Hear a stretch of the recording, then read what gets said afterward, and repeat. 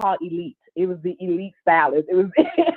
I didn't consult God. I was like, that sounds good, so we gonna go with Elite. But Got it. definitely, this second leg of the journey has been super intentional and purposeful, and really understanding my position in the marketplace. So let me say that. I love that, Cece, and I love just the acronym there. That's such a powerful acronym. Cece, you got to tell me. I know they say everything's bigger in Texas, right? So, Yes, what it is. is, we're gonna have a lot of. I'm sure we're gonna have a lot of ladies that listen to this on demand, if not already listening Mhm. to us live. What is the hair scene like in Dallas, Texas? Oh my God, the hair scene is super. It is a super busy market. Can be a bit saturated per se, but definitely Dallas has its own stamp on the hair game. As I like to say, the hair game. It has its own stamp. We produce some great heavy hitters that have come out of the Dallas area that have had the opportunity to work. And I know people personally that have worked with those in Hollywood on a celebrity basis, that have worked with those in the gospel music industry, from those that have worked with the Stellar Awards or worked with the Dove Awards, and worked with some of those major key people in the gospel world, even down to networking. I know with Kurt Franklin's barber, and other people that service Bishop T.D. Jakes. I mean, it's a very busy scene, and very well, it's a lot of it's a good city. It's a good city as far as the beauty industry is concerned. So let me say that, and growing, and still room to grow. Even though Dallas is huge, it's not where you're like, oh my God, I've reached my max. I can't go any further, because the city is just growing so much, and Dallas just encompasses so many different areas.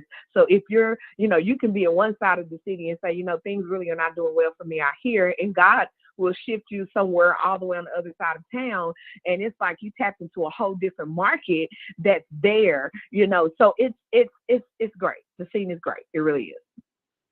I love it. Shout out to Dallas. Now, Cece, I'm not gonna lie. Those that team that plays in AT&T Stadium, I'm not the biggest fan. I like the city though. I used to do quite a bit of travel to back and forth to Dallas, and I like it because Dallas is kind of, and this is not disrespectful to anybody from Dallas, but Dallas is like a more spread out Atlanta. Very, Um, very. yeah, and so in going, I really enjoyed my time, going around the Dallas and the Dallas Fort Worth Hmm. area. It's really nice. So Thank you. Thank you. I like going out there for sure. So I'm not a Dallas City hater. I just don't like them boys, as they You say. don't like, So you know, it's, I was gonna say it's probably a lot of people in the city. It may be too soon for me to say this. That still don't that have an issue with the boys right now, because we're not going to be in the Super Bowl on Sunday. But that's a whole nother topic. that is, I For was gonna another say, day. If you say Super Bowl, I mean, you're gonna spark a whole lot of debate and different mixed feelings and looks. I'm talking about from diehard Cowboys fans. So yeah, it's interesting. It's always a constant conversation in the city of Dallas is about just about them boys. Absolutely. so CC, you talked about the hair game down in Dallas. What are some of the, now I'm a dude, so I'm coming into this thing, just I know what my wife does and I know what I see, but I'm all the way here in Atlanta, right? So what are some of the trends you're seeing in 2023? Like Oh, what are the ladies doing? What are they rocking these days? Like when women come into the shop, the salon, what are they asking you for? and the funny part, it depends on what part of Dallas you're in. You can get a multiplicity of answers. But what I will tell you, from what we see just in my salon and from others that I have the privilege of being colleagues with as well. We get a lot of people that are coming in that are wanting to go back to wearing their natural hair. At one point, extensions and the wigs and all these lace fronts and laying lace and doing this that had become really popular.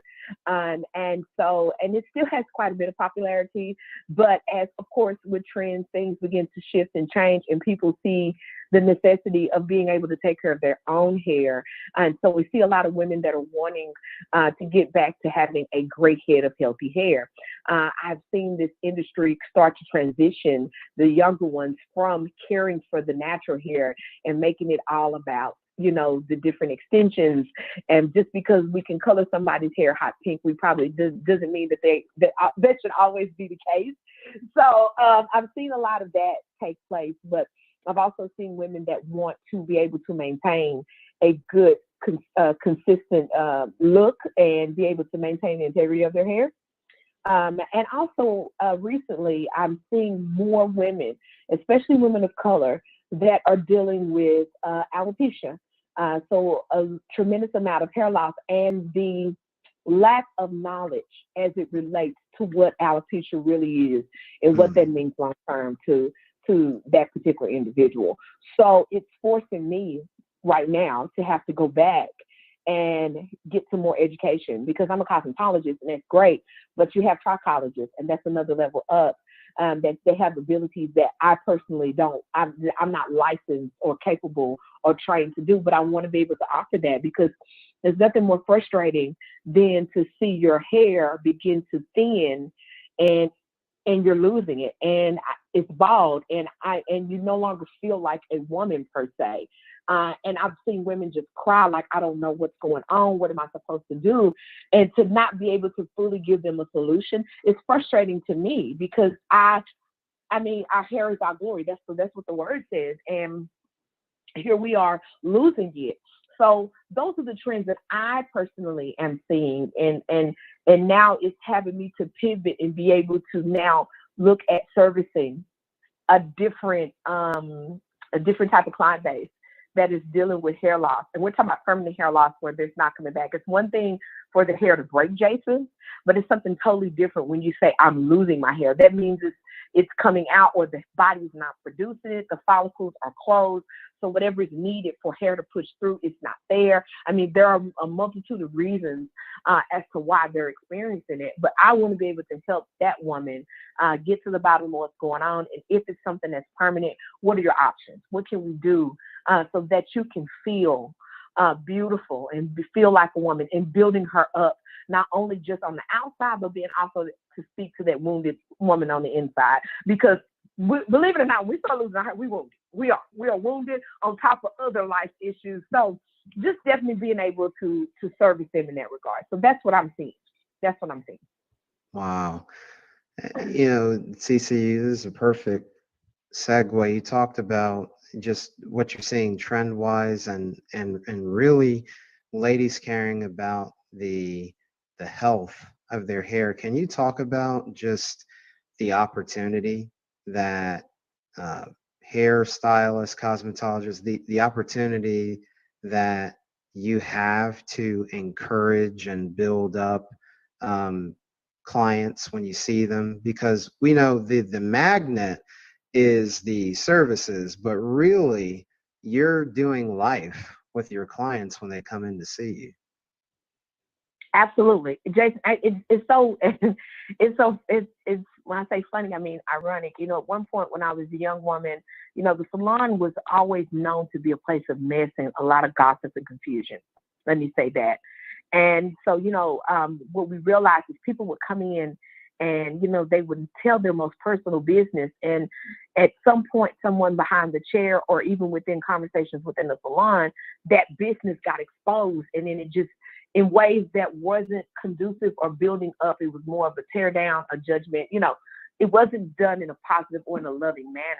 And I think it was a certain generation of individuals that missed their their mark to be as impactful outside of just doing hair, but to be impactful to those women that were sitting in our chair. But, everybody doesn't always look at their business as a ministry. Everybody doesn't always look at the chair as a ministry. It may be more so it's about the dollar, and I'm popping right now, so we're going to make it about that. But then I've also seen a generation of women. I think of Mary Llewellyn, God rest her soul. She's a staple here in the beauty industry. I went to her when I was a little girl. Her name is synonymous even in the gospel world of those that they were able to impact and have interaction with, but then also to bring impact to the community and to the young women, mothers that were bringing their daughters in that needed to get their hair done and maybe were on certain types of income restrictions. She was able to work with them so that she could treat and care for their hair early on and feed into these young women. I was one of them, a little girl, chubby, going to the salon with my mom every week and having the privilege of sitting in her chair every 2 weeks. So my mom was like, you're not grown, so you're not getting your hair done every week. You get it done every 2, but not every week. And that fascination of seeing that is what jogged my interest to even go home and pick up a curling iron and decide to play with my dog. Now, Jason, I got whooped a whole lot for turning up dogs. I mean, they had the best cuts, best bobs, and everything. I was cutting pixies when I was a little girl, and my mother was like infuriated with me, like, why do you keep cutting these dogs' hair? I'm like, 'cause it's fun, but it's because of my experience on Saturday mornings of watching her with these Marcel curling irons and the way it smelled and hairspray and cutting these. And it was all of that. And then I watched her be able to build into women that were going through divorce, or maybe a woman that just laid her husband to rest, or maybe she's on the outs or something that's happened with her children. And so I saw that early on, and I got away from it when I first got into the industry because, as I shared with you on our Friday platform, I did it as a response to finding myself young, unwed, and pregnant. And I need to take care of my children. And so it didn't sound like a solid game plan to my parents. So they weren't very supportive right off. And so when I first got in it, it was just simply, I need to feed my kids. I need to take care of my children. I didn't want to be in a position to where I had to be dependent on the system or anything like that. I wanted to be able to give them a decent living and also have the flexibility to be a mom, because I was a very single mom at one time. Let me say that. With all that being said, it wasn't until midway through my career that the light bulb went off, and God was like, this is what you were supposed to be doing all along. Do you remember, all these times when you were a child, playing with these dolls and doing this and doing your aunt's hair at the kitchen, at the kitchen stove, pressing and rolling your grandmother's hair and putting her color on it and doing all that. And now you find yourself here, and there are other women that are hurting, that are clueless, just like you were. And now it's your time to be a light and share who you are with them. And so that's where the light bulb went off. And it's like, okay, this is more than just hair. It's ministry. It really, really is. And it's not me cramming, saying Jesus down your throat every 5 minutes, but it was more so about an interaction and just giving them a safe space to come in and be unguarded and to relax and to feel like they could share without it turning into a cesspool, a mess, a gossip haven. I wanted women to come in that were, battling through some of life's hardest trials, and maybe they are putting on face to the world, but here is your place of transparency.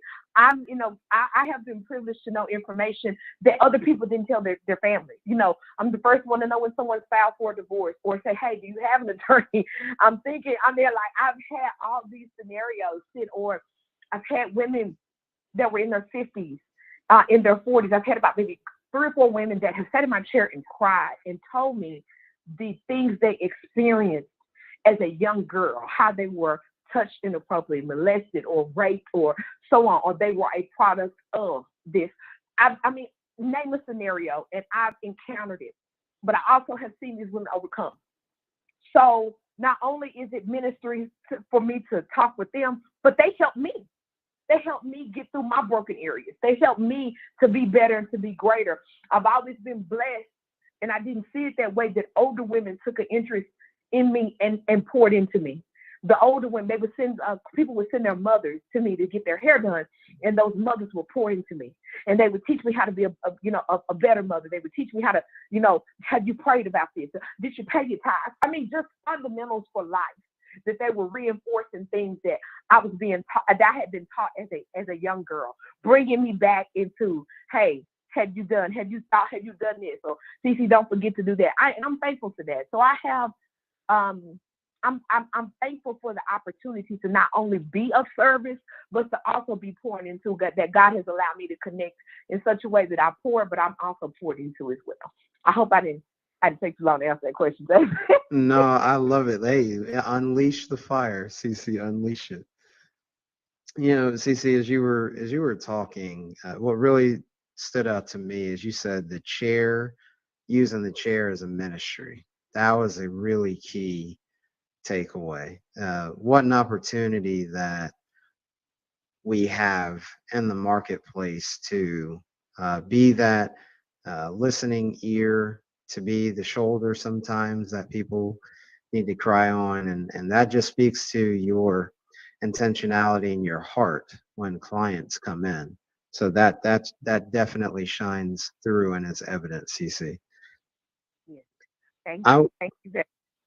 Yeah, I'm wondering, Cece, given the industry, right? There's a lot of, uh, there can be gossip and rumors and all of that. So how do you maintain an environment of integrity and confidentiality and a safe environment for your clients when it's widely known that it's easy to take topics there because Yeah. people get in the shop. So how do you, as a business owner and as a woman of God, how do you keep a handle on that? Because I know I'm sure you've got some stories there too, CC. Oh, oh my, I do. Do I ever have some stories? I've been in lackluster. I think we've talked about some of those. One of those scenarios of me actually being a client on the client end of it with my sons and walking to a less integral environment, and having to really pull them out very quickly. And I've also worked early as a young hairstylist. I've worked in some less than integral environments as well. So I always knew, even before I fully dedicated my life to the Lord, I knew early on I did not want to have a place where it was mess and gossip. I just didn't. It's too much. It's too much. It's way too much. And so, really being able to take and control the narrative is setting the tone, the atmosphere, definitely getting up in the morning and having that time with God where you're praying, God, lead me through this day, guide me, God, cover my business, operate through it, and setting the tone, setting the atmosphere. Even when I get into the salon in the morning, with certain types of music, God gave me no profanity, no this, no that.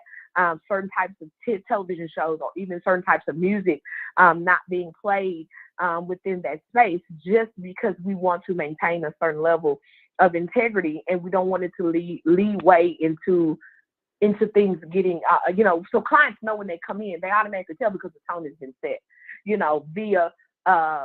via myself, my husband, and even those that I've brought on board that have worked in the space with me. I think I've shared that with you before, that everyone couldn't come work there because everybody didn't match the type of environment we wanted. I've had top stylists that were great and super talented, very popular, but their integrity was not the case. And I know that we're meant to be a light a lot of times, and always we're meant to be a light in dark places, but I also have to have a conducive working environment with those that are going to come in and their clientele with them. So it's about being super strategic with who you allow to come and even operate in the space. One, two, actually I would say that's two. One is it begins with me as the owner and as who God gave to steward the business. So definitely make sure I'm in alignment. Two is who you bring in, and three, being able to even just navigate the conversations with clients and making them feel comfortable and safe in the environment. So they already know how to conduct themselves because the pattern and layout has already been set. And so they feel that when they come in there, because it begins with me. And at some point, if I'm off kill, then everything else in the atmosphere is off with me, because you get what I'm saying? Because God gave it to me to set the tone, for him to usher him in, to have him come in and have his way. Even with the workers that are working in there, whatever their experience and whatever they're going through, so that they feel like there is a safe space for them as well. So it falls in several different directions, but definitely being able to steward those conversations, that's big time. And you have some clients that want to come in and turn things a certain way, and you just have to wrangle it back in such a loving manner, almost, just throw them off guard, with doing it. And then they automatically know, oh, I shouldn't, maybe I shouldn't have said that. Like, yeah, let's not bring that up. Let's not do that in here, So yeah, that, and it is a task, let me say that. I'm sure that's an ongoing task. Cece, some of the things you're sharing, and folks, as you're listening, I mean, Cece laid out some things about working in an integrity-driven environment that apply to multiple businesses, and so that with your leadership, CC, that's some gold that you gave us there. I think some of those things that's wouldn't just be for a salon, that would work for product or service based business. So thank you for dropping that wisdom for us. Absolutely. If I Uh, could, let me. oh Can yeah, I yeah, say go this ahead. before you go? I want to go back to it. It beginning with me. I think one thing we have to definitely look at one point in my business prior to this current venture we're in, I was a little frustrated with the team that I had that I was working, that was working with me, and I had in the salon. And I was one of God, and I was complaining. I was be honest, God, I don't like, I'm kind of in my feelings with God. You know how we do, Jason. We get in our feelings and we have all these little tantrums, and God let us get it all out, and He did. But He kindly reminded me, well, what is it that's going on with you? Because they're a reflection of who you are. They're Wow. attracted to you for a particular reason, be it good or bad. And so it's being able to distinguish if it's something that I'm seeing within my environment, or even with those that I'm in direct connection with, that I do not like. If it's consistency, if it's integrity. If I'm less than integral, then I can't expect my team to operate in integrity.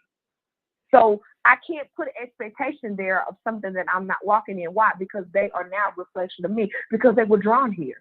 They were drawn here to work here, for, whether it was a popular place or it was the newest place, or hey, they want to work with CC, whatever the situation may be in, whatever the draw is, whatever's going on with me, then they're a reflection of. So if it's something that I see in them that I don't like that's operating, or I don't like how the environment or how they're functioning, or how things are being done, then I need to take a hard look at myself and say, okay, what am I putting out that's causing this cause and effect? Because it didn't come out of anywhere. And sometimes as owners, it's especially I've seen it in the beauty industry, for us to take a look back at self and being able to establish where we need to be better.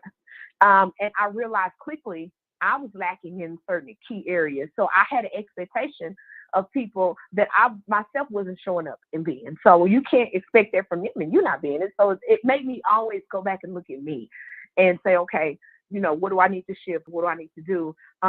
How do I, going back to, okay, God, how do I operate? I don't like how I'm seeing this. What is it that I need to do different? How do I need to pivot, so that we can see the results and all those things that we're looking to see, whether it's from a profit standpoint, an environmental standpoint, whatever the situation may be. I always go back and look at me, that my team and those that I'm blessed to be colleagues with are a reflection of who I am. And at some point, if I see something that I do not like, I probably need to look at myself more than I need to look at them, because again, they're a reflection of me. See, that was some heart surgery right there. My goodness. It starts with the man or the woman in the mirror. That is The huge. mirror. My God. Mm-hmm. Mm-hmm. Mirror concept. Uh, Cece, as you've been talking, I can just hear the ministry pouring out of you. But you know, I have to ask you that you're okay with sharing that is, but perhaps what's one of the craziest stories you've seen that's occurred in the shop that you're okay with sharing? I did put that caveat because I know you've seen a lot of things, but maybe what's one that was really, really funny that people need to know just to give a day in the life of what could happen down at the salon. Oh gosh, this is going to be quite difficult because I have a ton I could pull from. Um, I'll use because this one is funny for me. I had a young lady. I was doing her mother, and it's she has three. The mother had three daughters, and so I did the mother and the three daughters' hair. So one of the daughters is in. She's actually a twin, and they have natural hair. It's virgin hair. They don't have any relaxer, no chemicals, no color, anything. None of that is on their hair, and they only get it blown out and pressed out, but maybe once or twice a year. Otherwise, they wear it in its natural texture. Pretty consistently. They love it. They are embrace your curls girls. So this particular day, this baby wanted her hair. Mom wanted her blown out. So did she. So she brought her in, and I noticed that she had quite a bit of product on her hair. And I'm like, okay, what's going on. And so I said, okay, well, let's get into the bowl and get her shampoo. And so I begin to shampoo her, Jason, and I'm watching the water. I'm wetting her down to apply shampoo, and I'm watching water bead up off her hair. I'm like, that's interesting. I've never seen that before. And so I said, okay, maybe it's whatever she has in here. I'm gonna do my first shampoo, and surely that should break it down. Jason, I did the first shampoo, and it's like the hair laughed at it. It didn't do Wow. anything. It didn't lather. It just sat there, and I was like, "What is this?" And so I went to rinse it back. I said, "Okay." And on my mind, I was like, "Okay, maybe it's gonna be the second shampoo." So I'm running water over, and it's still beating. It is like beating up like water repellent, and I'm like, "What is going on?" So Jason, we get 4 shampoos in. We are talking clarifying shampoos. These are shampoos that go and, pretty much take everything out. So, and you have to put the moisture back in. But right now, I just need to get all this product off her hair. It is doing nothing. And I'm sitting here sweating, and I'm stopped, and I'm sitting here like, oh my God, what is this on her hair? And so she's sitting there just mindlessly on her phone. And I'm going for the 5th shampoo. I said, okay, this is ridiculous. We are 5 shampoos in, and it is no better than it was the first time. And so I asked her, I said, baby, what is this on your hair? What have you been putting in your hair? And she looked at me, and just unbothered. She said, oh, I've been greasing my scalp. I said, with what? And she said, beeswax. I said, oh my God. Why? Wow. Why would you grease your scalp with beeswax? She was like, because that's all we had. So I just used it. And see, I was like, oh my goodness. So Jason, I had to stop what I was doing, go over to the store. I had nothing in my arsenal to contact them to combat the beeswax that was in her hair. I had to go get some Suave shampoo, some vinegar, and some baking soda, and we had to create a paste so we could break this stuff down in her hair. And still 5 shampoos later, it wasn't until we finally got her, it's out. And so, and by the time her mom got back, she had looked at me, she said, Cece, are you okay? No, I'm not. I'm not okay. Baby traumatized me today, and in the end, for the daughter, she was none the wiser, but I was genuinely like just frustrated with this child. And so, needless to say, her mom thanked me for taking the time out to just figure out what was going on, not rushing her through. I couldn't even halfway send her out. It was bad. It was really bad. So, of course, that her mother is still my client. That baby is in West Point. She attends West Point right now. She's in the military, and doing well. But that's one of the craziest ones I've ever had. And I'll share another that's really impactful. So, and this one is recent. I was at the salon, and one of my older clients came in. And normally when she comes in, she's real spry and vibrant. And so when she comes in, she's there.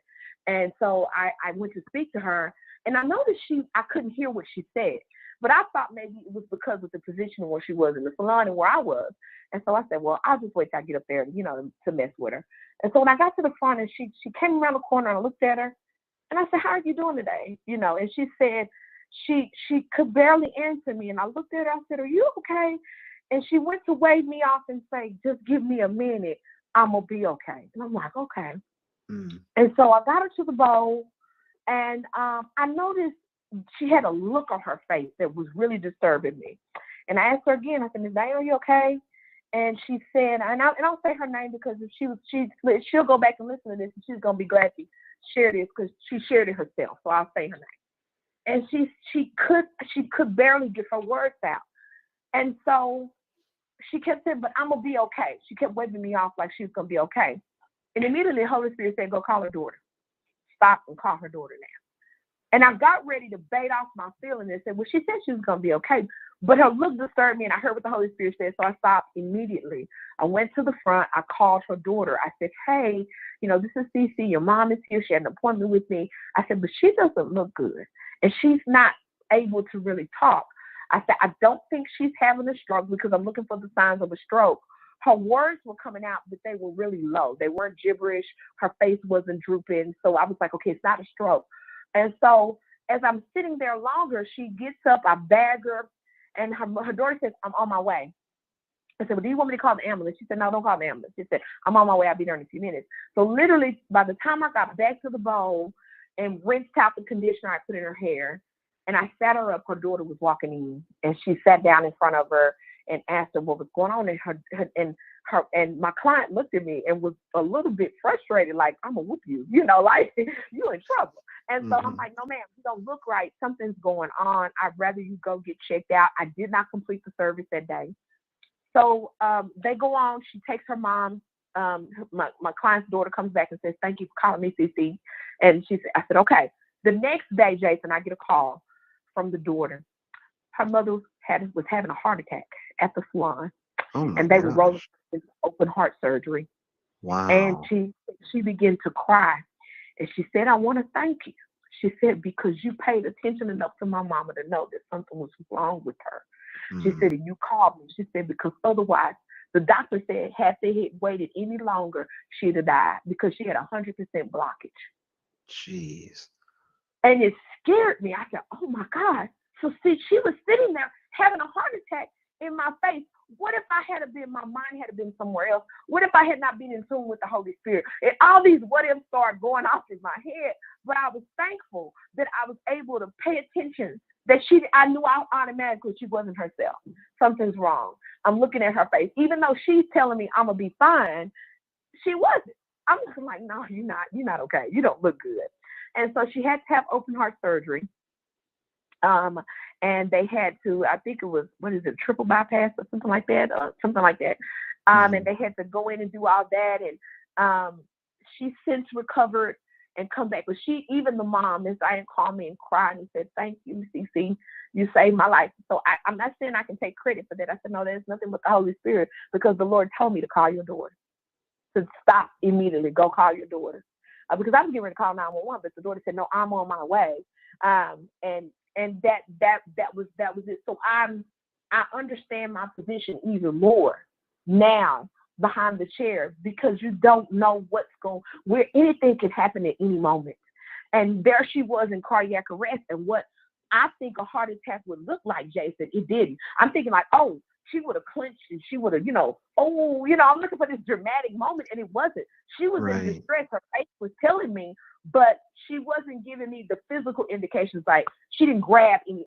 I'm looking for that TV drama heart attack, krill over. Like, no, she just, again, being in tune with the Holy Spirit and the Lord telling me, go call her daughter. Stop now and go call her. Something's wrong. And so I'm thankful for that. So I understand the position all the more. And it's even pushing us to start CPR training, because what if she had passed out and I wasn't able to resuscitate her or be able to give her some aid until those first responders arrive. So it gives you a different revelation of who you are and where God has placed you very quickly. And I will say that. So those are my two things I'm going to share. Wow. both were powerful. You had one, a little bit more humorous. I didn't even know you could put beeswax in your hair. See, I didn't even know that was an op. I know the girl said I talked about a lack of options, but I didn't even know it was on the table. So I It, learned it, something it, new it, there. yeah, it is. They actually use beeswax a lot of times. A lot of Eastern braiders, those that are out of Africa, when they braid with beeswax because it Mm, controls the hair. And mm, then two, people that wear locks, it also is used in lock when they're palming, to control and lay that hair down, so that it'll roll in a better manner. It can build up excessively on the hair strand. So it's not always a go-to, but yes, it is an option in the hair industry. got it. And then, like you were saying, I mean, thank God for awareness and discernment that, I mean, she was right in front of you exhibiting symptoms and just being there to be aware and to serve and hey, something's not right. And yes, you're absolutely right. When the Holy Spirit gives us those prompts to, hey, look into that. Hey, go check on her. And look at that. A life was saved. Thank Absolutely. thank God for his he highlights people for us, and then the mom, sure enough, was highlighted that day. Absolutely. Absolutely, Jason. Absolutely. Absolutely. Cece, they call you the vibologist, and you Hmm. probably know I was going to ask about that. Tell us, how did you come about branding yourself that way? And what do you want people to know about, hey, when you see Cece the vibologist, like this is what's going down. Okay. So, in the industry, everybody has these nicknames. Hey, Jason, the the the elite barber. I'm just using it for example. So and so, Right. blessed and stylist, and it's like, okay, well, see, as much as my God given name, Chastity, is unique. It is not what I use in the industry because the little old ladies in the beauty school used to mess my name up, Jason. I mean, they would just mess it up terribly. They called me everything but Chastity. Cassidy, Oh, jeez. Kelsey, Casita, the little chubby girl that worked in the back. I mean, I was everything. I was like, you know what, mother, just call me CC. So I'll say that's how CC came about. But then the vibologist became when, of course, the salon we changed over to iVibe, and I thought about all the roles and hats and positions that I'm blessed to be able to play. I'm a chemist, I'm a biologist, I'm a psychologist, I'm a therapist, um, I'm some of everything, prophetess. I mean, I'm minister, name it. I'm multifaceted. So what better way? We're gonna put vibes and we're gonna put ologists and we're gonna make it together and it's called vibologist because at any point I am something, one of many hats to you sitting behind that chair. Um, I am often the one that again they tell us their most intimate things. So having to be the shoulder to lean on, the therapist, the psychologist. What's going on with you? What's going on with your emotions? Okay, are you stressing? Your hair is. I mean, like the list goes on. Being able to be a chemist. Why? Because I'm a colorist. So color is all chemistry. It is very much chemical reactions and catalysts and how do you neutralize pH, all these different things. So I have to be able to put that hat on and formulate and being able to correct people's issues. If they come in and say, oh, Cece, I turned my hair green. Can you fix it? I really want it to be blonde. Well, okay, what are you going to do to get that green out of her hair? So it's multifaceted because of the many hats that I am privileged to wear on a daily, every minute, every second basis, depending on what client is sitting in my chair. So let me say that. I So that's how the vibologist came about. And they I can love always it. expect the me educating you on what's going on. Um, and if it's something that I'm not as well versed in, I'm very transparent, Jason. I'll say, hey, I haven't had very much experience in this, but let me do some research or let me reach out to some resources to see what our options are. So that's what the vibologist is. It is about bridging the gap between the art and science of healthy hair care. And that's the best way I can surmise it.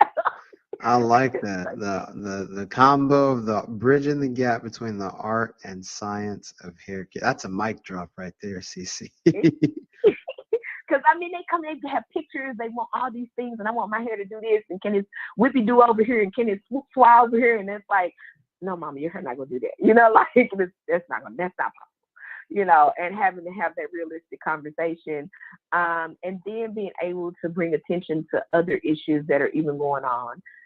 Because our hair and our nails are a large indication of what's going on internally in the body. And if we don't know how to read it, you'll miss it. I'll say this is another significant thing. 3 separate instances I have had women start having issues with their hair. It wouldn't hold a curl. It, wasn't adhering to chemicals, whether it be color, relaxer, or even if they were wearing it natural, it couldn't get it to do anything. It wouldn't curl, Jason. It wouldn't bend. It just was like, it's just there. Like, what's going on? And it wasn't until I expressed to even one of my clients' daughters, I said, something's going on with your mother. I said, because her hair, it's not adhering to anything that we've been doing, and I've tweaked it several times, and it's not doing anything. And she was, having some complaints. Same thing with my grandmother. My grandmother's hair, I'd done her hair for years, Jason, and I watched the texture change, and she no longer needed a chemical, and it wasn't the same. It was totally different. It wasn't holding a curl. I could roll her hair on the smallest roller, and it wouldn't do anything. I mean, I could put I say Lottie Body, it's the type of set lotion that can lock anything in. Like, it wasn't doing anything. And it wasn't until later that we found out she had stage 4 cancer. So Wow. again, the hair told me something's wrong. Something's going on. You need to go see what's going on. You need to go have your levels checked. Same thing with that other client. She was in onset of dementia, along with some other health issues as far as cancer was concerned. And even recently, I had the same thing happen with another client. Her hair would we would get it to, but it would just break, and it was just brittle, and it just wasn't making sense. It's like, okay, what's going on? And I said, nah, you need to have I would make an appointment with my primary care to see what's going on. And sure enough, she has cancer.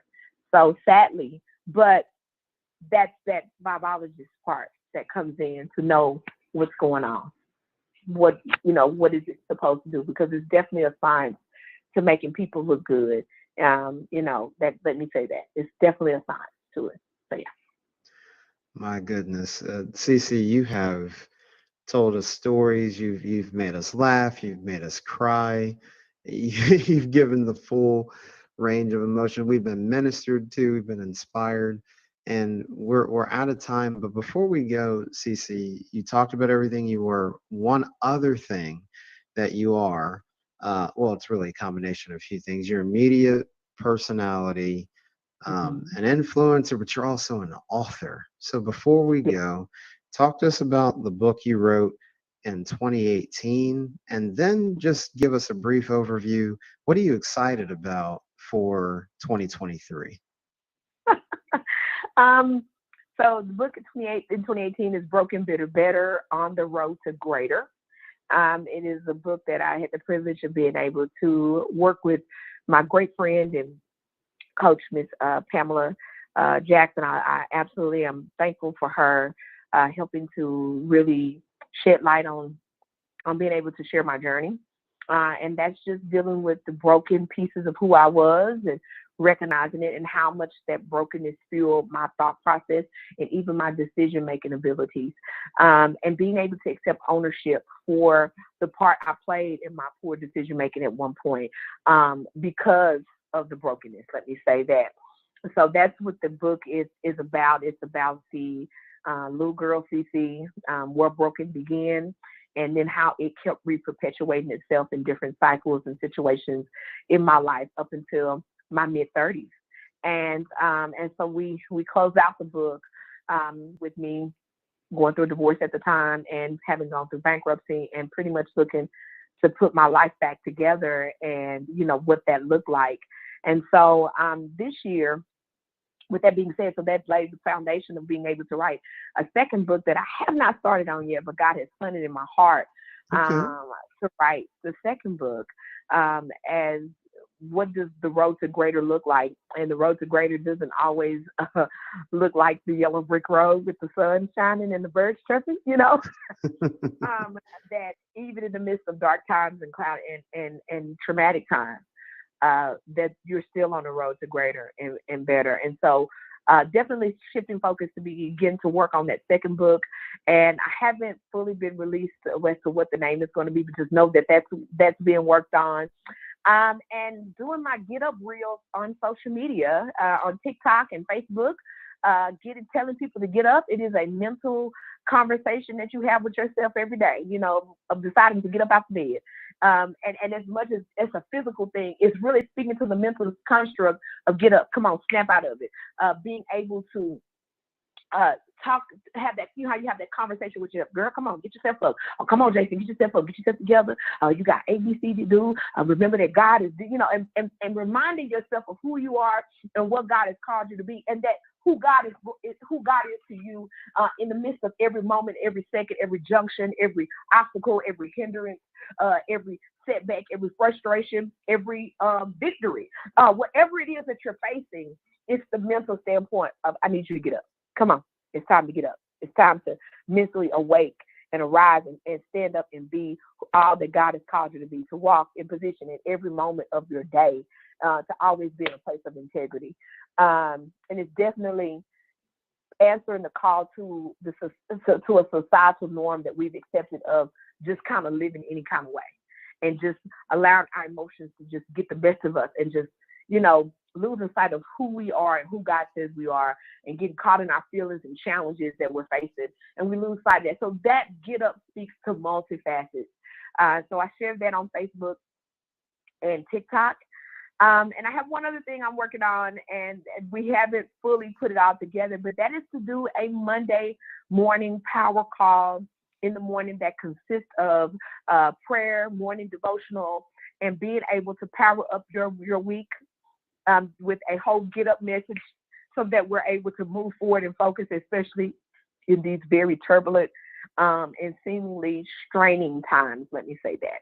So those are the things I have the privilege of working on right now, Jason. And as other things come, I will be more than happy to share them with you. I love it. I love it, Cece. You always have a wonderful way of getting me hype and excited. So I love it. See, where can people get a copy of your book, Cece? And then also in terms of contact, social media, how can people find you? So you can find me, of course, as I am CC Silverman across every social platform, be it TikTok, Instagram, and Facebook. Instagram is getting ready to go under overhaul just because the algorithms have shifted. So I am CC Silverman, and YouTube will be launching by the late spring of this year as well. So you can find me on all platforms at I am CC Silverman.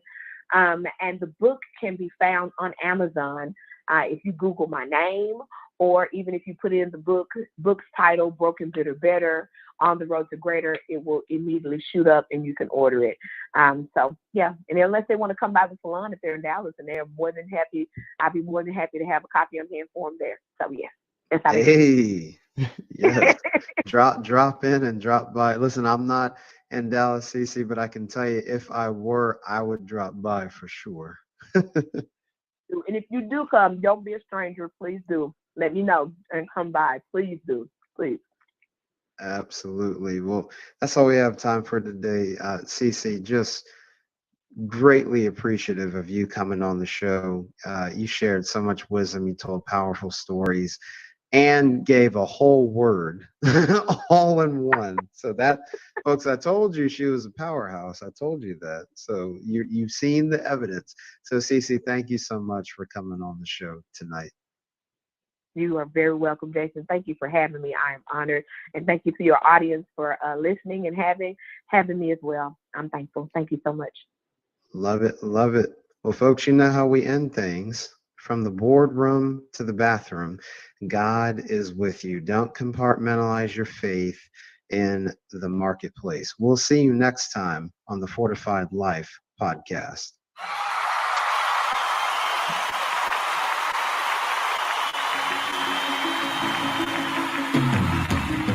Thank you for listening to the Fortified Life podcast. You can catch us live on Wednesdays at 8:30 p.m. Eastern Time and on demand. Check out FortifiedLifePodcast.com for more details. To learn how to live out your faith in the marketplace, grab a copy of Jason Davis's book, Fortified, Being Rooted in God's Plan for Work and Business. Available on Amazon. You're listening to Jerusalem Worldwide Podcast.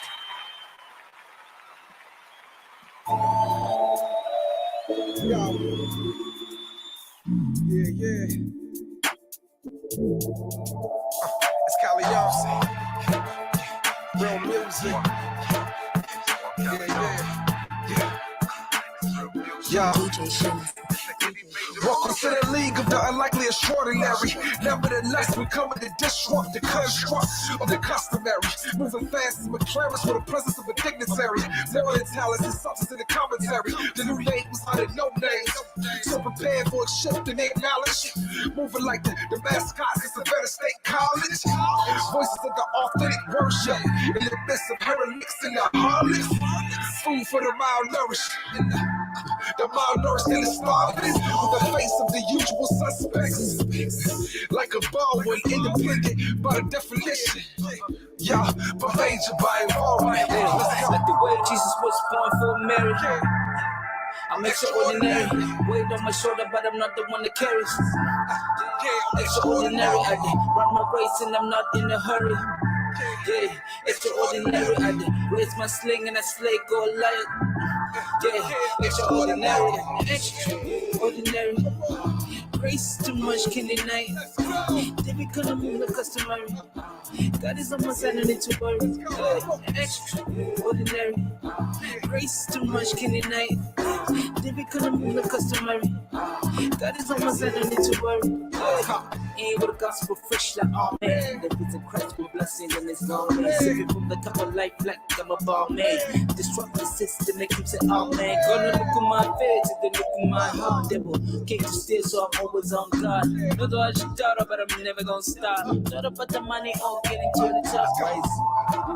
Wait, that we do what we do. Holy Spirit, then I teach you some more ways. My very seed, never succeed in the seed that Jesus can change. Like the way Jesus was born for Mary. I'm extraordinary. Weight on my shoulder, but I'm not the one that carries.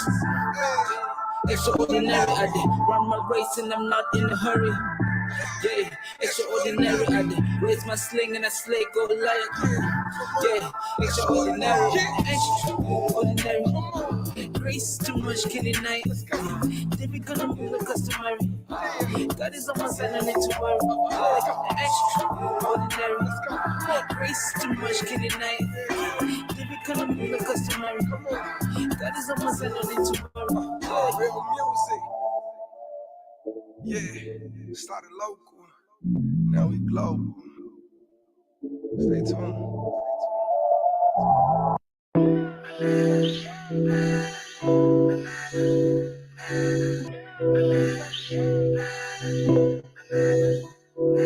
Get up out of my way. Get up out of my way. Get up out of my way. Get up out of my way. Alone raining like a lunatic.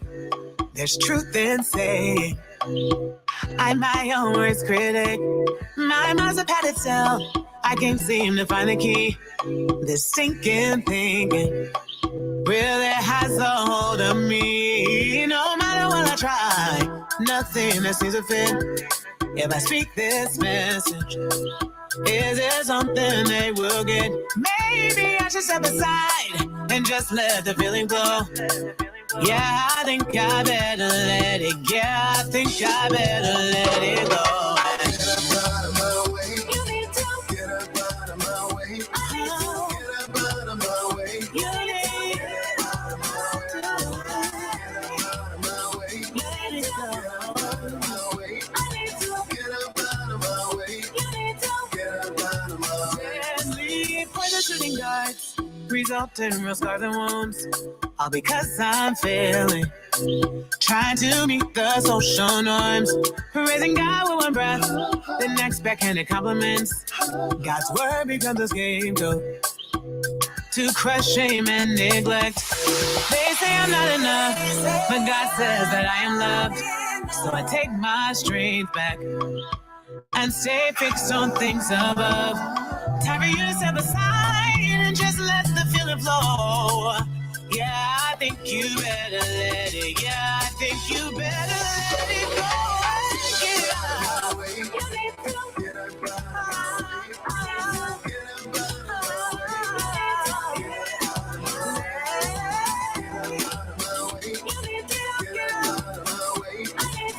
out of my way. You need to get out of my way. Sticks and stones may break my bones, but even these bones heal. Where I've been and what I've done will keep me from His will. I'm clinging to His promises and walking in His might. I once was blind, lost in the dark. Now I see the light. I am loved. There's nothing you can say to keep me from the break. Get out of my way. Joy is mine. Peace is mine. You need to hear the play. Get out of my way. You need to get out of my way. Get out, get out. Get out, get out. Get out, get out. Get out, get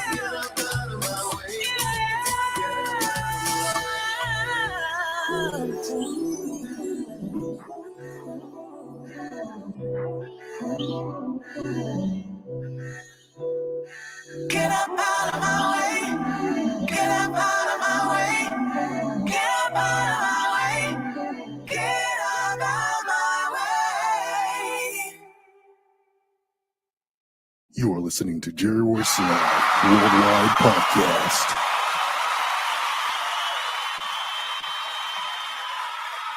With the Lucky Land Slots, you can get lucky just about anywhere.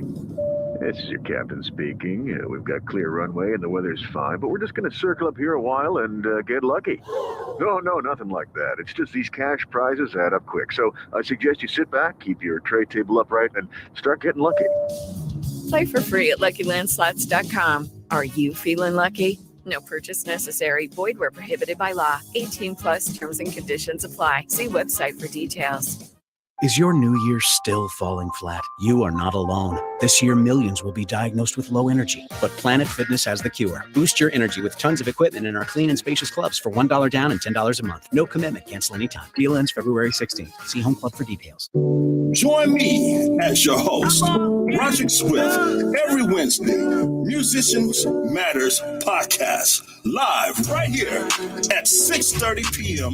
Pacific Standard Time, 9:30 p.m. Eastern Standard Time on Positive Power, 21 Christian Media LLC. Let's go!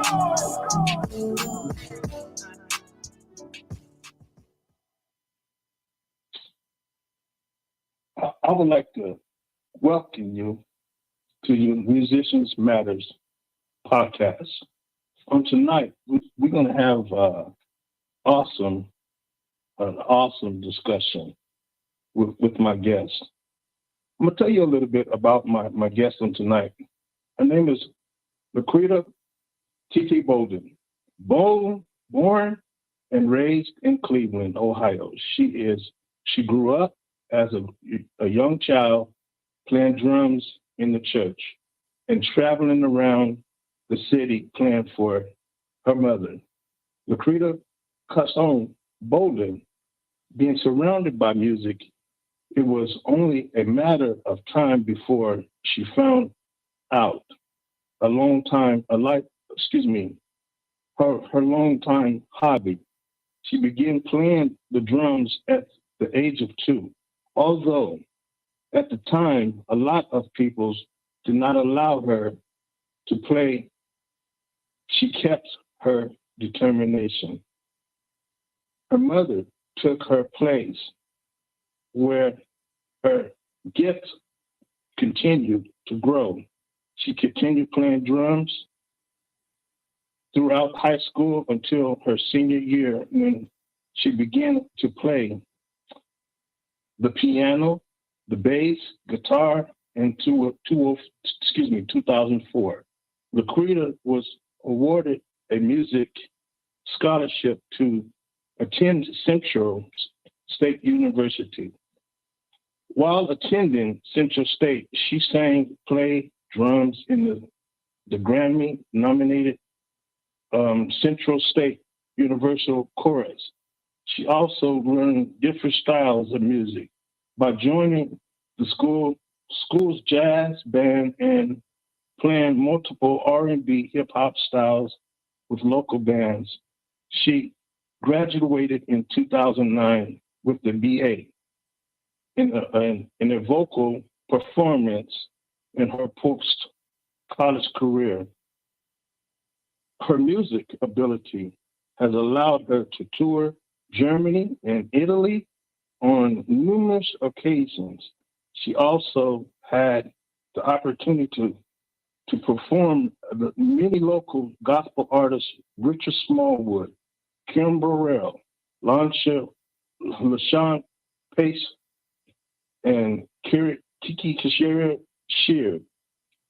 the Clark sisters, oh my goodness, the Cleveland Orchestra, and many more. Although she is a beautiful and a quiet soul, she also has a hip-hop and R&B jazz gospel sound that will knock you off your feet. Let's welcome TT. Hello. Hey, family, how you doing today? I'm doing all right. Look, check this out, family. I didn't know you did all that. Oh, yeah, I mixed it up a little bit. Wow. Speaking of Richard Smallwood, that's one of my favorite groups, one of my favorite artists. Tell me about Richard Smallwood when you had that time. Well, I got to play with him along with the Central State Chorus. We used to travel to their church quite often, and I would get to play along with him. You know, he would play along with the choir because the choir I was in, they were classically very heavy in classical music. And, you know, Richard Smallwood is a gospel artist. He's very, very heavy in classical music. So we would travel to his church on numerous occasions. And, yeah, I would get to play with him every now and then. Awesome. What about Kiki? Yeah. What I did with Sheer, we had there's a church here called the Word Church, and some years ago they used to have a women's what was the name of it? The chat room. Lady Vernon used to do the chat room, and she would bring Sheer here often as well, and we would have a good time backing her up. And, playing for her. And she was really, really nice, very, very sweet person, very fun to work with. Awesome. And I see Kim Burrell. What you like about her music? I love her music.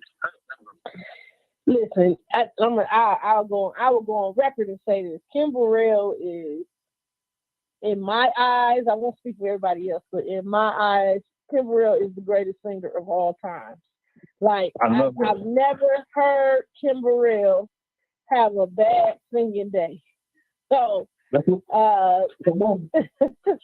yeah, Kim Burrell. I mean, I'm an ultimate Kim Burrell, Clark sisters. I mean, man, Kim Burrell, Clark sisters are my top and my number one. Check this out. Kim you brought sunshine. Yeah. Oh, that's one of my favorite songs. You brought the sunshine. Yeah. I think one of my favorite songs is actually not a Clark sister song. One of my favorite songs by a Clark sister is Twinkie Clark, and she makes this song called Awesome. If you get a chance to go back and listen to it, it's like, Lord, you are so awesome. Yeah. One of my favorite songs in the world. That's an oldie but goodie too. Oh yeah, I'm a true Clark sisters fan. Like I I know all of their old stuff. Like I know Conqueror and I know all of their old stuff. I'm a true Clark Sisters fan. I'm gonna bring you back one of my favorites.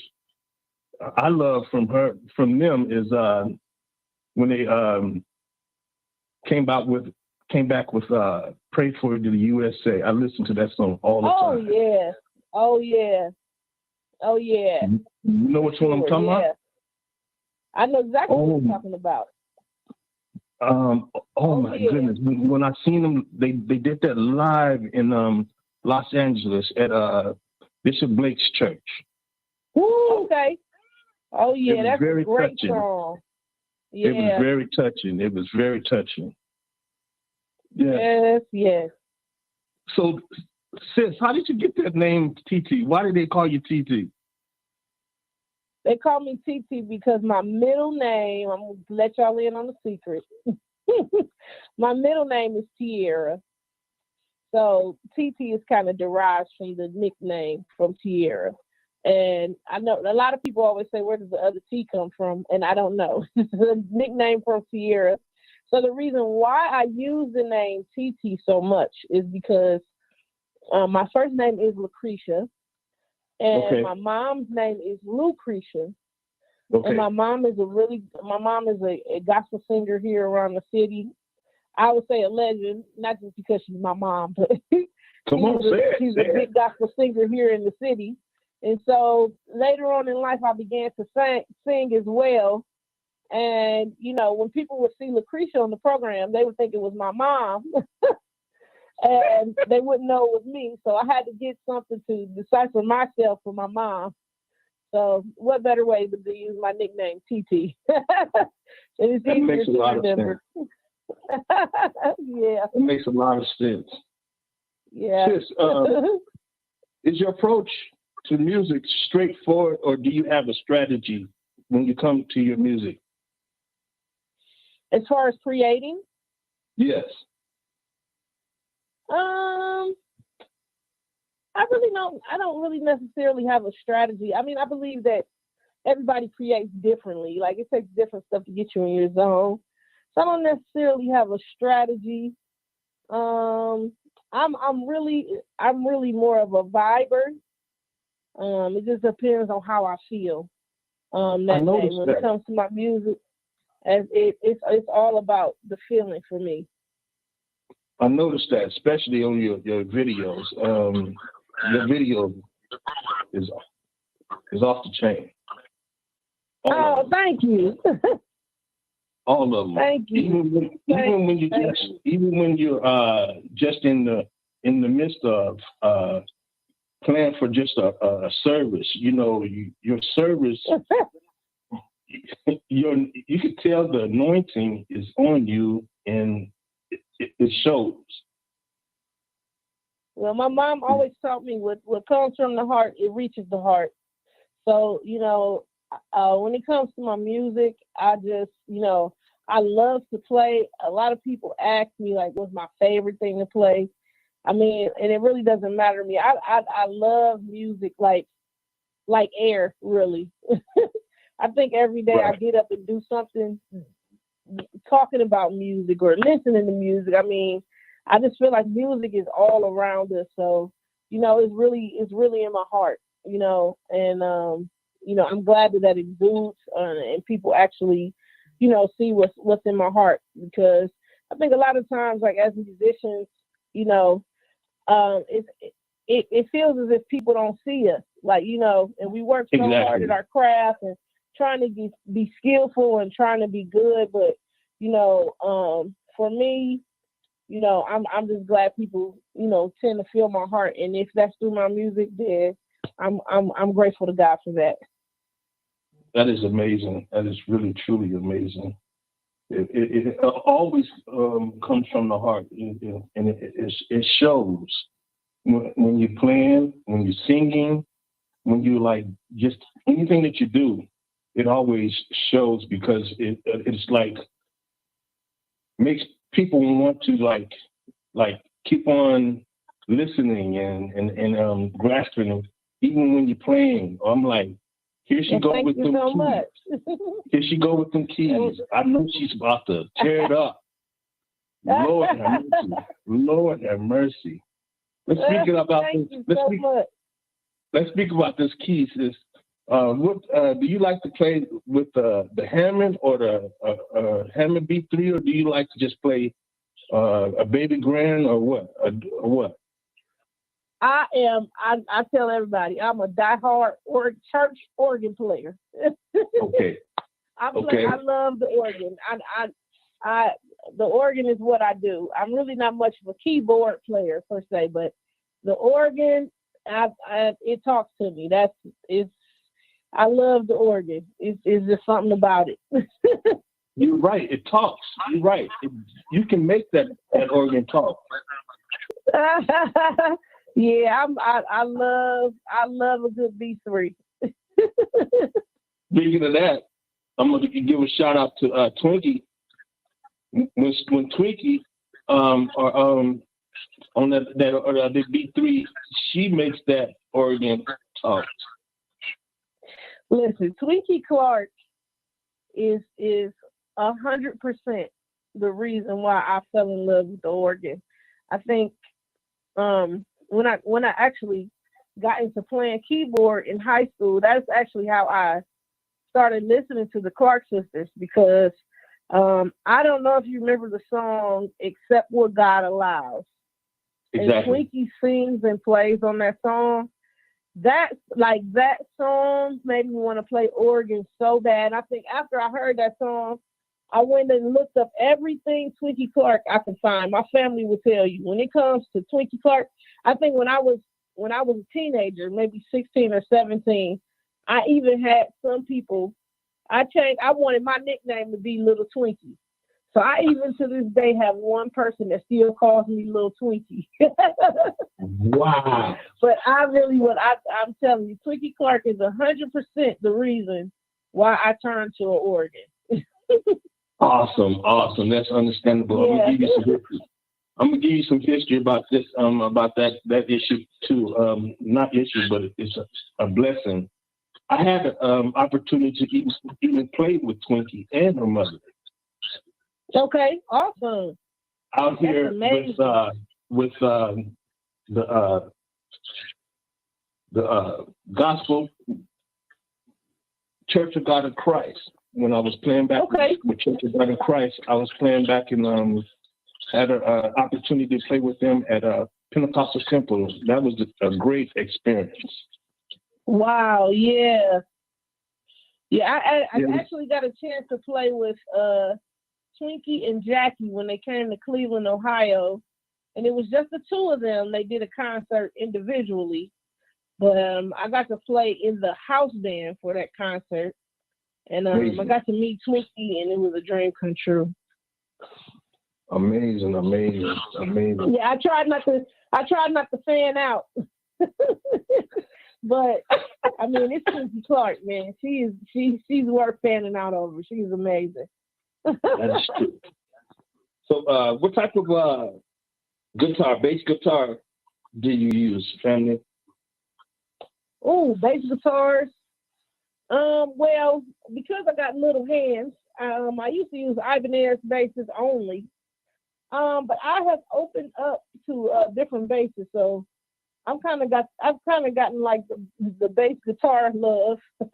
So I have to stop myself from buying basses. So mostly Ibanez because they have the smaller neck. But I have a Marcus Miller. I got Carvins. I have everything. Wow. So let me ask you a question. I'm gonna mess with you now. Do you use a 5-string or 6-string? 5-string. What happened to the 6? 5-string. Huh? I'm just messing with you. I'm just saying. What happened to the 6-string? Because I tell everybody all the time, I'm a bass player. I ain't a guitar player, so I don't want no higher string. I want all the lows. But I do have a friend that plays the 7-string, and he strings his bass to be lower and not to be higher. So it's possible. I may do what he did. But the 6 string, Amazing. that's for people who like to play a lot of high stuff. You're Amazing. just gonna get the bass lines with me. That is understandable. Let's go back to the kit then. So, what type of kit do you like to use? Well, and I'm not at all endorsing them, but my favorite kit to play on is a pearl kit. I'm a pearl girl. I tell people that all the time. So yeah, I love a pearl. And shout out to my cymbal company, Pisces Cymbals. I love my Pisces cymbals. And anybody asks me, my favorite cymbals are my stacks, man. Pisces makes some of the best stacks that you ever heard. But yeah, I'm as far as drums, like shells, I love pearl drums. I love pearl drums. I'm a pearl girl all day. That makes sense. I like Rogers. Oh, really? Okay. I'm an old school cat. I'm sorry. Oh no, you fine. Ain't nothing wrong with Rogers at all. I know a guy who has a vintage Rogers set. Like a blue. It was like a jazz, like a trap kit, but he has a vintage Rogers set, and it's still in mint condition. Wow. So I'm gonna tell you this. I had experience with a Rogers. My uncle, he's a drummer. He was back in the days when he was living. He was a drummer, and he had his own jazz ensemble, and he used to play like in the restaurants. And he had a Saturday gig. He said, "Wow, wow, yeah. Listen to this. You're gonna trip about this." He said, "Okay, nephew, look, I'm getting tired. I'm getting very tired. Why don't you take over my set for me?" That was the worst. He didn't want to do that. Listen. When reason why, because I'm a Swift. My last name is Swift, but I'm a Mason too because of the face. Okay. So I took over his set. He came back for lunch, trying to get back his set and everything, and he was like, "Nephew, I'm ready. I'm ready back. I'm ready to get back." And guess what his musicians said? His own band. They said, what? "William." They said, "William B, we don't need you no more. You can just sit back and just relax." Oh my goodness. I was 12 years old at that time, and we weren't doing. Wow. I was just 12 years old at that time, and that was in Watts, California. I can never. Wow. And we got there.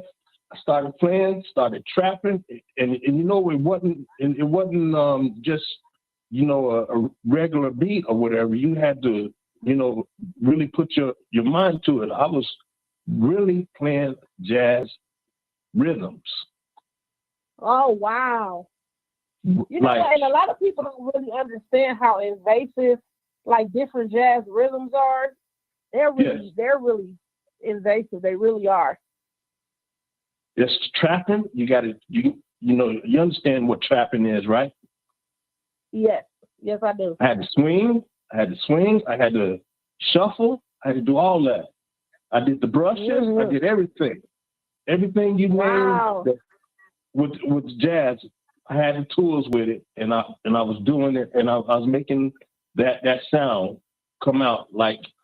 That means you had amazing technique at that age.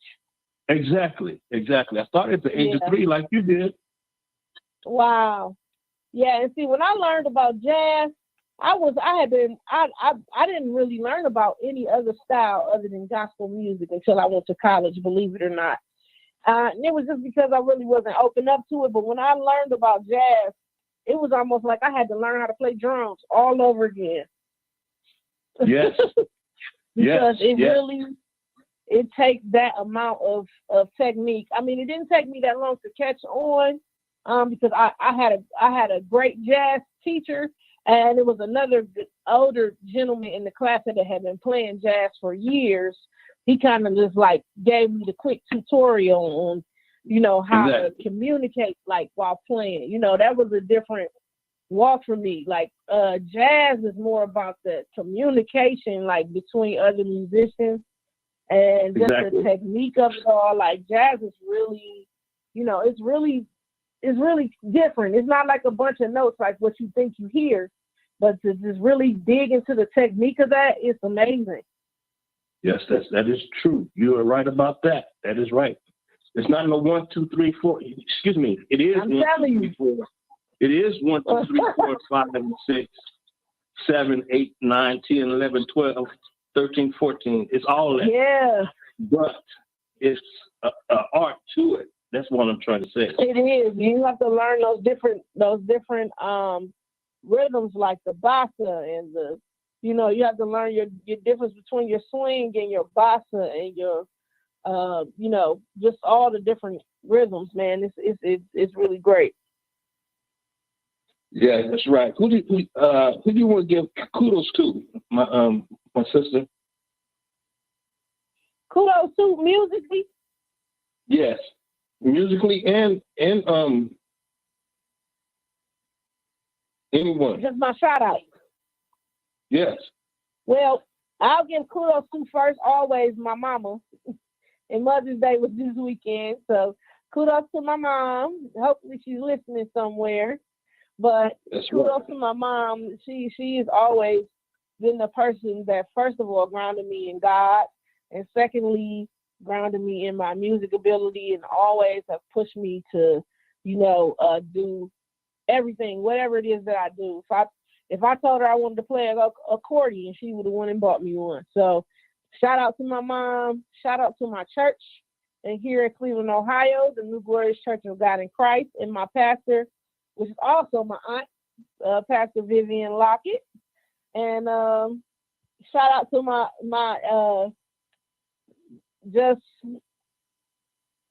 one of my favorite musicians. We already mentioned her earlier, Twinkie Clark sisters. Just shout out to my family. And today's my brother's birthday, so happy birthday to my brother Azel. Amazing. And amazing. I think I'm done with my Why shout out. you say like that? You think you're done? I think I'm done. If I think of somebody else along the way, I definitely That do. makes sense. That makes sense. You don't want to forget nobody. That makes a lot of sense. Right.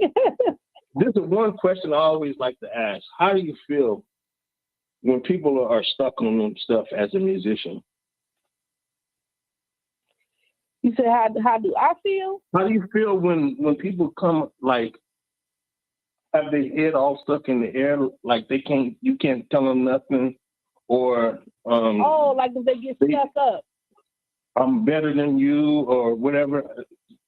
How does that make you feel as a musician? You know what? For me, and I would say this because as a young musician, and I mean, when I was coming up as a young musician, like the older musicians kind of hazed you a little bit. But for me, I really, even in my personality, I mean, if you get to know me, I'm an encourager, you know. Right. I really believe in encouragement, and I mean, I really don't believe that any of us have the room or the wherewithal to even, you know, treat anybody wrong or bad just because we have a gift or a talent. And the way I always think of it, and the thing that keeps me grounded and humble is, you know, you can work your whole life and be the greatest talented, most talented person in the world, and you can treat people like trash. And at the end of the day, when it's all said and done, anything can happen to you that will take that away instantaneously. And so that is one thing that keeps me grounded, you know, that no matter how great you are, no matter how great you are at what you do, if you're not encouraging the next person and telling somebody else, like, you know what I'm saying, they can make it too. You know, it's only a matter of time before God has to humble you, man. And I just don't ever want to be in that position to either watch someone get humbled or to be humbled by God. Like, you know, because it's a gift and a talent. Yes, it is, and it's great to have, but it can be taken away in an instant. Yes, speaking of that, I had that issue just last week. Was with that accident. I was not expecting to be living. Now I'm still here. I'm thankful for that. Yeah, man. As far as writing your own music, do you write your own music, sis? I used to write some years ago, and I'm actually getting back into it. I've written a couple songs here lately that are still in the works. But yeah, I'm getting back into writing, and hopefully eventually I will have some kind of EP or some kind of CD coming out. Put my fingerprint on the music scene. Yeah, that's right. That's right. It's time to come on over here to Positive Power 21. Oh yeah. Yes. Do you have an organization that you oversee or you're in? I know you do. No. Let them know about your fraternity. Sorority. I'm in a sorority. Yes, I am. Yeah. I am a proud member of Zeta Phi Beta Sorority Incorporated. Come on now. Sorority, and we are the finer women of Zeta Phi Beta Sorority Incorporated. So shout out to all of my sorors out there. That's what I'm talking about. See, you thought I forgot. Yes. Oh, yeah. How can I forget to shout out my sisters? That's what I'm talking about. That's right. Yes. Now, I know you in some bands. Name some bands that you are in. Some bands that I am. Here citywide, I'm in the Williams Project, and I actually have a girl band of my own that I run here. It's called the Cover Girls. Let them know about it. I'm sorry? Let them know about it. Oh yeah, I have a band called the Cover Girls. We are a cover band here in the city, and I play drums in this band, and I have my girl Tristan that plays bass. Another amazing keyboard player. Her name is Serena Mangum here in the city, and we have an amazing vocalist. Her name is Vaughn James, and it's our all girl band. I know all girl bands are the thing now, so. It's my girl band here. We do fairly well. It's summertime, so it's picking up here in the city. Amazing. Awesome. I'm loving that. What are some good memories in your music career, sis? Some good memories in my music career. Yes. That's a good question. Really, honestly, I would say being a part of one good memory is being a part of the Central State chorus, and I say that because at Central State I was opened up to a whole entire new world, and when I first got there, I thought gospel music was the thing, and anything outside of it was funny, and it was a joke. So when I got to Central State, I kind of got a little, I don't want to say culture shock, but I kind of got music shocked. And my choir director taught us, he said, gospel music is like having a whole map and you only know this one city and then you just think everything is this one city. But he is the person that opened my mind up to music. So one of my greatest musical memories is traveling with that choir and being able to sing with different orchestras. So even though I was a drummer, later on I got to actually sing lead songs, for the choir. So that was one of my greatest music memories, to actually sing with the Cleveland Orchestra, which is really, I think, one of the top 3 orchestras in the country. So being able to sing with them, that's a great memory, and being able to, they took me overseas for my first time. So one of my greatest musical memories actually is being a part of that choir. I think, it taught me a lot, and I'm sorry, like, out of all the people I played for, out of all the things that I've done, that has been one of my greatest musical memories. Another great musical memory is traveling to Europe and playing with the Pastor Ron Gospel Show. Those are always some of my best memories as well, because we just have a great time over in Europe on stage, and we clown and laugh, and so musical memories, those are definitely my top 2. Yeah. How's the food over there, sis? The food is good. It's different. It's a little different. It takes a little getting used to, but it's good. I feel like their food is a lot cleaner than ours. I say it's cleaner because you can, like, when you eat their food, like I went to a McDonald's, and you can tell that the cheeseburgers aren't as greasy, and like, their food just have a cleaner taste than ours. So I've been over there so many times that I know what to eat now. So I give their food an A+. Awesome. Reason why I asked you that, I said I had to put some good words out there for that Swift sauce. It's coming out real soon. Okay, go ahead. Yeah, go ahead. It's coming out. I just want to make sure I get my bottle.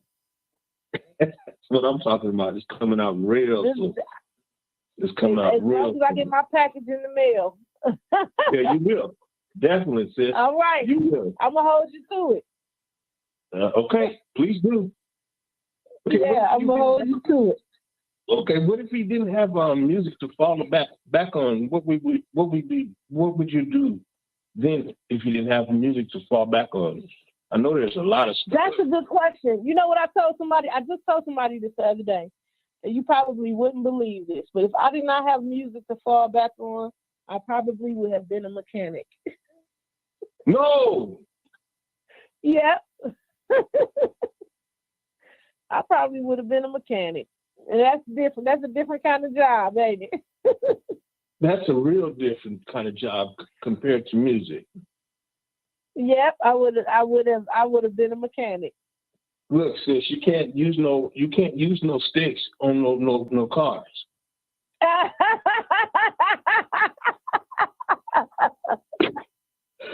So I told him, as long as you know how to fix a car, you can get where you need to go.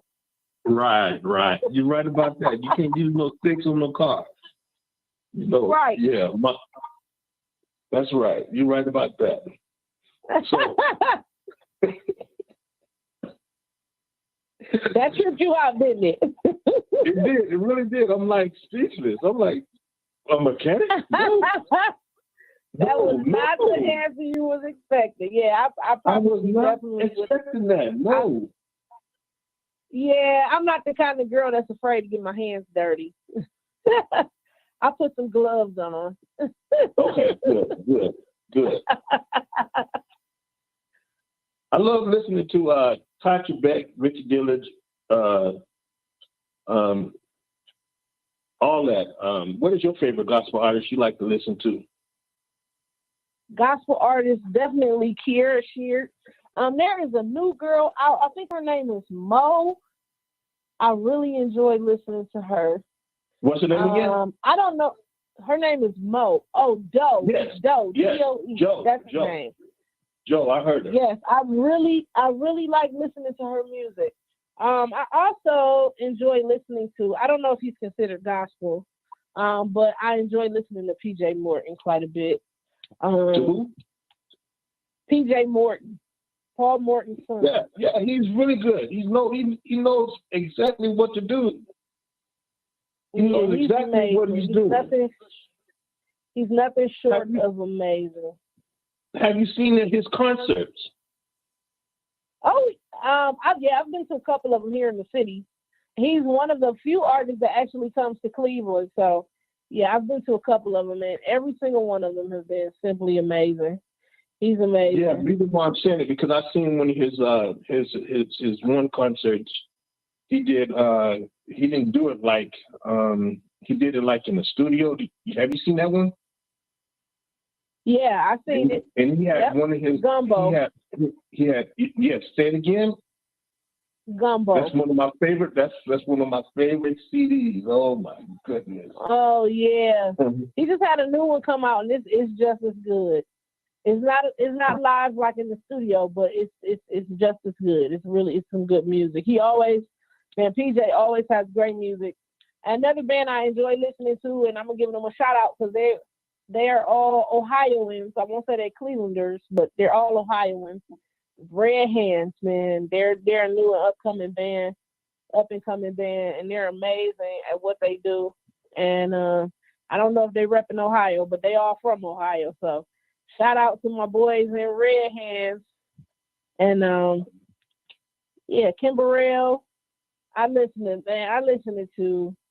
I love Ricky Dillard. I love choir music. Like I feel like I'm one of the people that's up for making the choir music. I want it to come back. The choir music has to make a comeback. So that makes sense. That makes a lot of sense. Yeah, choir music. I'm a true believer that even though I feel like gospel music is kind of going, I don't want to say trap, but gospel music is changing. But choir music is going to make a comeback. I know it is. Speaking of choir music, let's give. I'm gonna give some shout outs to the Silver State chapter of GMWA chapter of Las Vegas. That's who I play for. Oh well, I'm gonna give a shout out to the Thomas Dorsey Convention, the National Convention of Gospel Choirs and Choruses. I'm a part of the Thomas Dorsey Convention. Come on with it. Cleveland Choral Chapter. That's what I'm talking about. Yeah. That's what I'm talking about. So, sis, how do you like on like the end of the day? How do you rest your mind off the days of work? I generally sit out on my couch and I watch a series, TV series. To relax myself. That sounds like all of us. It sounds like all of us. Yes. I give me a good series and I Netflix and chill. That's what I do to relax my mind.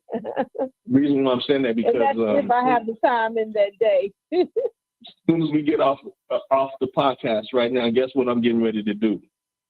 Go watch Chicago PD, Chicago Fire, and Chicago everything. I'm gonna watch all that tonight. Chicago PD. Oh, Chicago see, I just got into the Oval, even though I just finished binge watching the Oval. And what's my other show? There is a show called Saints and Sinners. Have you ever heard of it? Yes. Saints and It's pretty Sinners. interesting. It's an amazing. Yes, it's a really good show. So I can sit down and give me a good series. I don't want to answer the phone. I don't want to talk to anybody. I just want to sit down and watch my series. So yeah, I'm a series watcher. So yeah, I'll give me a good series and sit back and relax. That sounds like an interesting situation. What do you have to say to people that's late to their sessions? To their sessions? Like, say, for instance, you're the MD, you're the music director right now, and they late, and they supposed to be there at 11:30, and then the service starts at 12 o'clock, and they're not showing up until 11:58. What would you do? How would you react on that? I would be very irritated. You would be very irritated. You understand what I'm saying? Well, The service starts at 12 o'clock, and they show up at 10 minutes till. I don't like stuff like that. Okay. How would you react? For me, it depends on the situation. Okay. Because when it comes to music, especially gospel music, you have different, especially in churches, you have different church situations. Right. You know, because some churches don't cause you to be there, 30 minutes early before they start. You know, for me, it doesn't bother me as long as you're here when we start. It doesn't bother me as long as you are ready to start when it's time to start.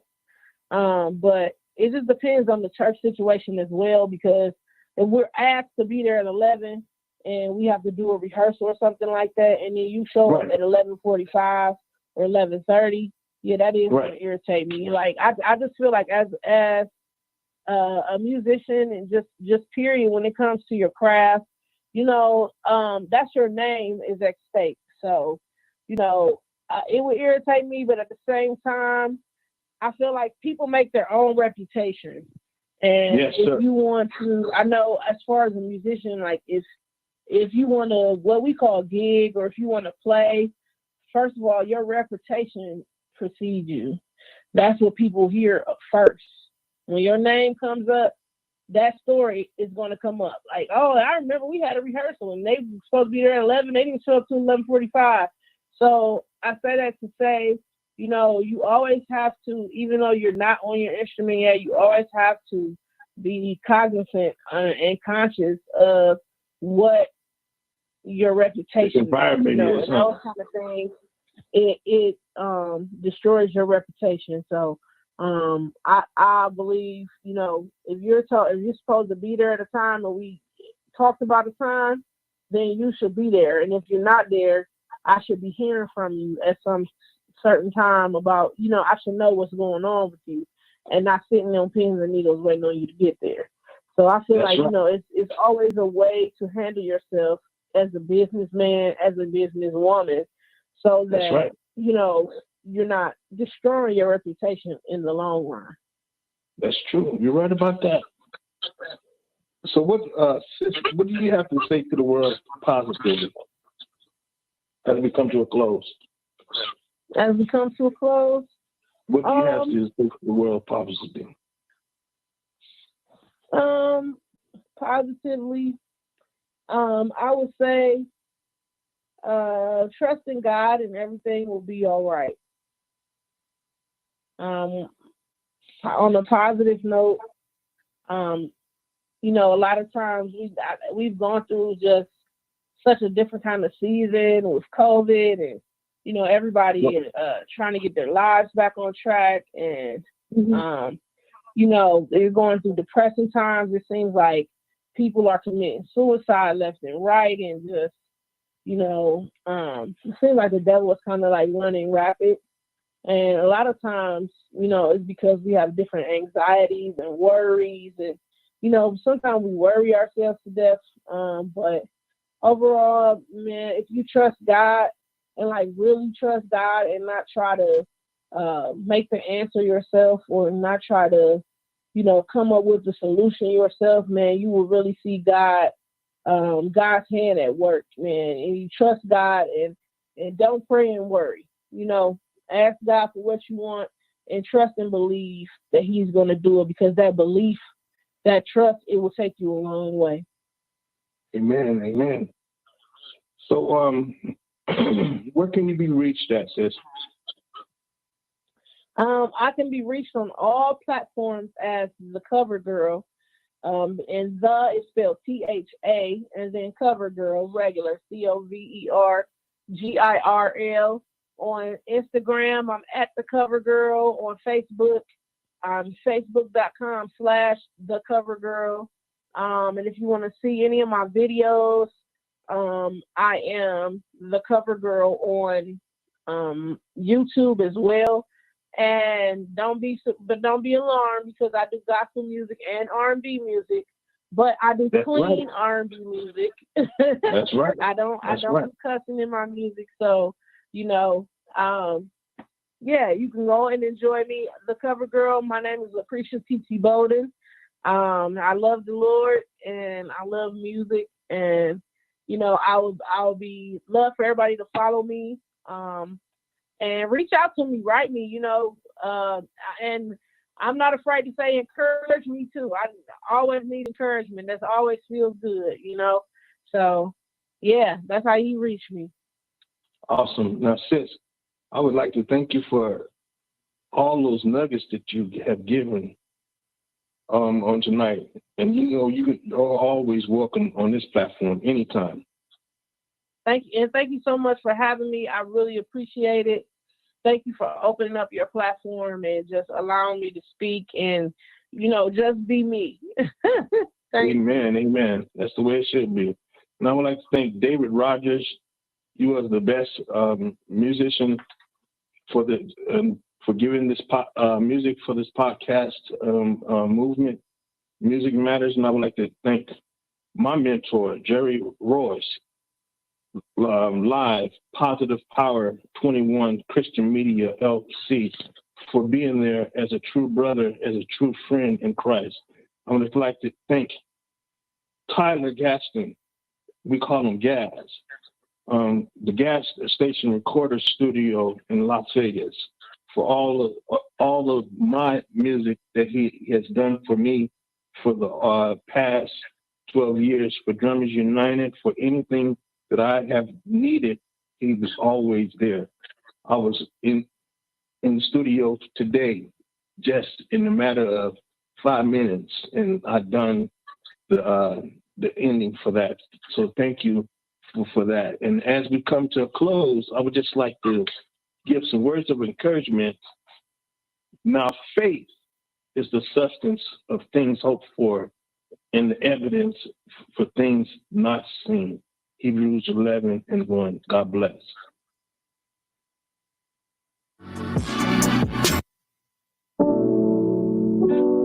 Join me as your host, Roger Swift, every Wednesday, Musicians Matters Podcast, live right here at 6:30 p.m. Pacific Standard Time, 9:30 p.m. Eastern Standard Time on Positive Power 21 Christian Media LLC.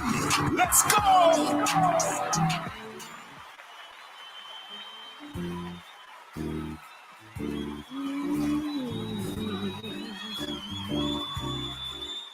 Hey,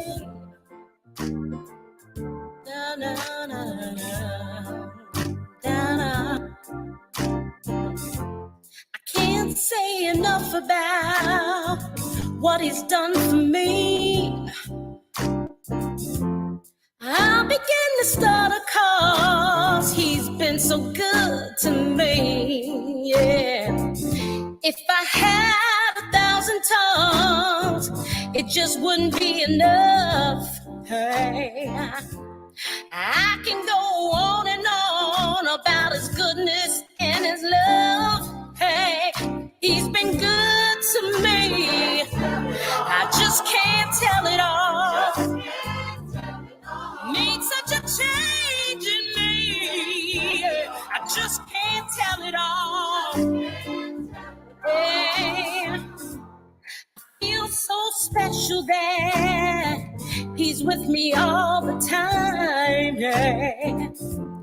I don't have to worry 'cause I'm his and he is mine. Yeah, I would never leave him. He's a lover of my soul. Put my life in his hand because I know he won't let go. No, he's been good to me. I just can't tell it all. Made such a change in me. I just can't tell it all. Hey, yeah. I can't tell it. I can't tell it all. Hey, I can't tell it all. Hey, when I was lost,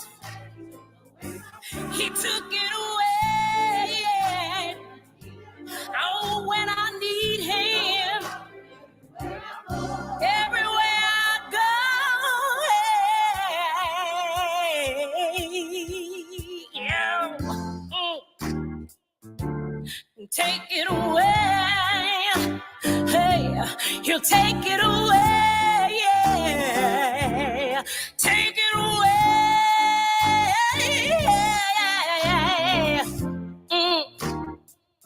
Can't tell it all. He'll take it away, yeah.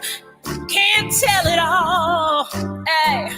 Oh, yeah. I can't tell it. I can't tell it.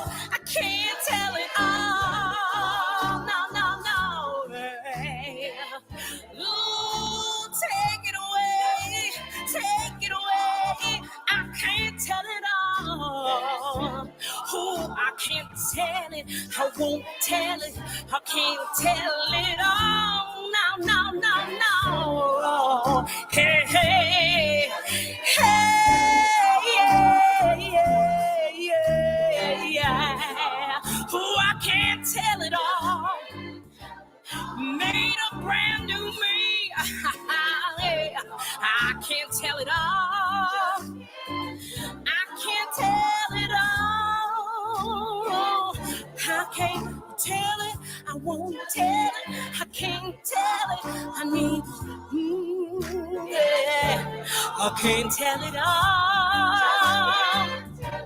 I can't tell it all. I can't tell it.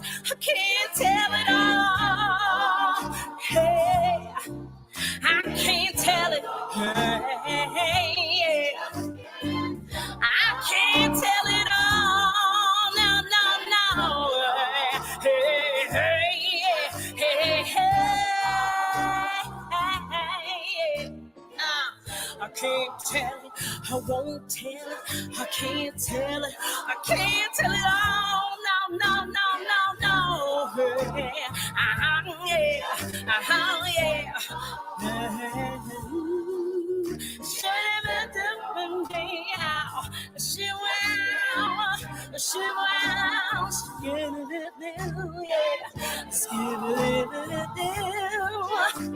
Hey, I'm skipping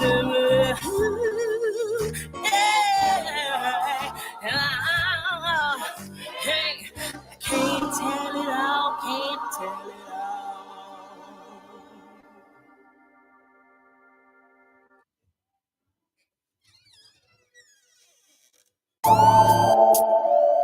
Yo. Yeah. It's Caliance. Real music. Yeah. Welcome to the league of the unlikely extraordinary.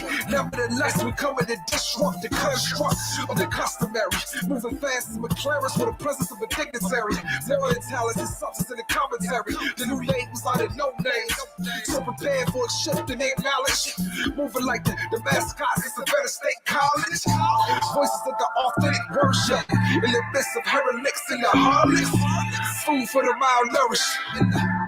The malnourished and the starving. With the face of the usual suspects. Like a ball one, independent by definition.